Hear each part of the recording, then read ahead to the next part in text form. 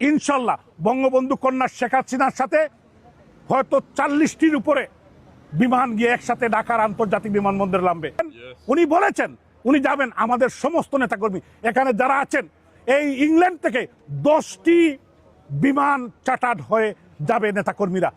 1971 সালে বঙ্গবন্ধুকে, জাতির পিতা বঙ্গবন্ধু শেখ মুজিবুর রহমানকে পাকিস্তানের মিলওয়ালি কারাগারে ফাঁসির রায় 2বার দিয়েছিল। মাটি কুড়েছিল জেলের পাশে, যে সেলের পাশে বলেছিল উনাকে ফাঁসি কার্যকর করবে এবং এখানে কবর দেওয়া হবে। কবর দেখিয়েছিল। উনি বলেছিলেন আমার বাংলার মানুষের কাছে আমার লাশটি পাঠিয়ে দিও।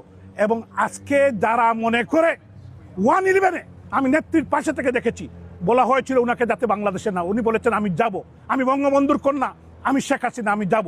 উনি গিয়েছেন, এই দেশকে মুক্ত করেছিলেন ফখরুদ্দিন মঈনুদ্দিনের কাছ থেকে, এবং নির্বাচন দিতে বাধ্য হয়েছিল, উনাকে জেলে নিয়েছিল এবং নির্বাচন দিয়েছিল। এই নির্বাচনের সংখ্যাগরিষ্ঠ আসনে আওয়ামী লীগ জয়লাভ করেছিল। আজকেও সেভাবে উনি যাবেন, উনি মোকাবিলা করবেন। উনি বলেছেন উনি যাবেন। আমাদের সমস্ত নেতাকর্মী এখানে যারা আছেন, এই ইংল্যান্ড থেকে 10টি বিমান